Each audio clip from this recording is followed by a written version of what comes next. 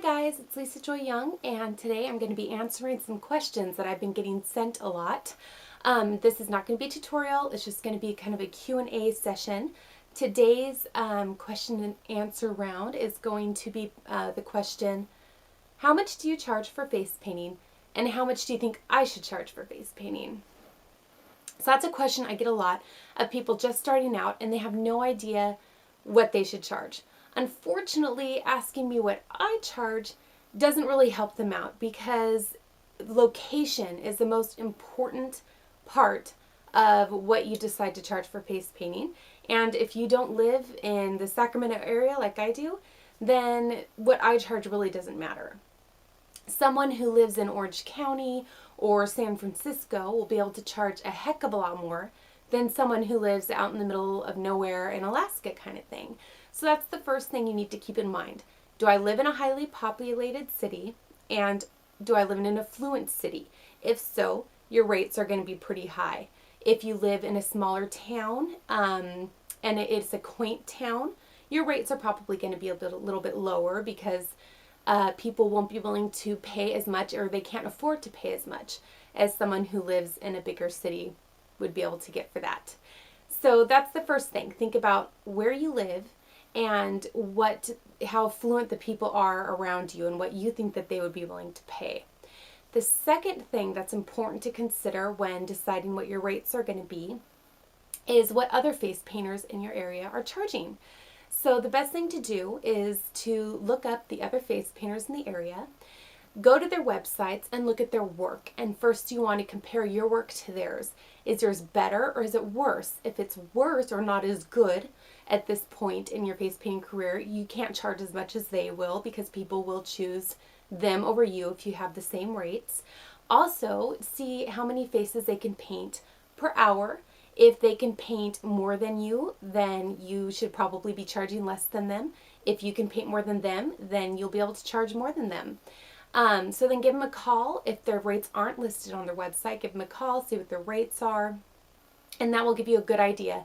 Compare all the face painters in your area, and wherever you fit within those, you can choose what you think would be fair to ask people for your rates, where people will want to choose you over them. I would suggest, if you want to start raising your rates, to really practice on speed.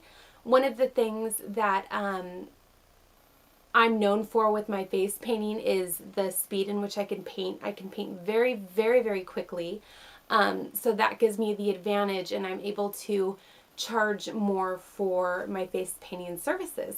And it'll also help you for pay-per-face events. Another thing to consider when deciding what your rates are going to be is whether or not you have insurance.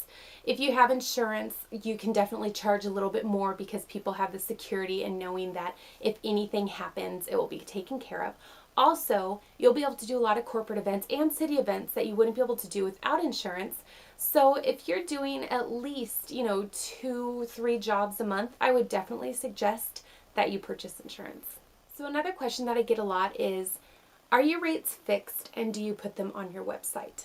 No, my rates aren't fixed and I don't put them on my website. Stay-at-home mom, and I have a lot of times I'm doing things on the weekends, and I might have something planned for a weekend when somebody calls, and if they call for face painting and I really don't want to face paint, but if they're willing to pay me enough, then I'd be willing to face paint.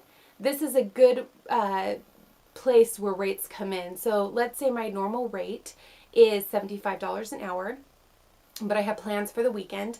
I get a call from a corporation. They want me to work that weekend. So I think, okay, what would be worth it for me to cancel my plans and work? And I will say $150 an hour. It's a win-win at that point, because if they take it, then I'm getting paid a heck of a lot. If they don't, then that's fine. I get to continue with my plans.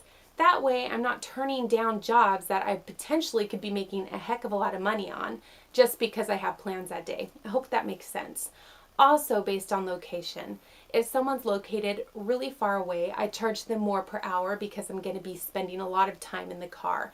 So if I get a call from someone who lives in my city, I'll say, okay, it's going to be $65 an hour. But if I get a call from someone who is 45 minutes away, then I up that to $80 an hour since I'm going to be spending a longer time commuting. I hope that helped you. Write any more questions about rates and how you can decide your own rate in the comments below, and I will go ahead and type any additional questions that you have and answer those for you. So I hope this was helpful for you. Thanks. Bye.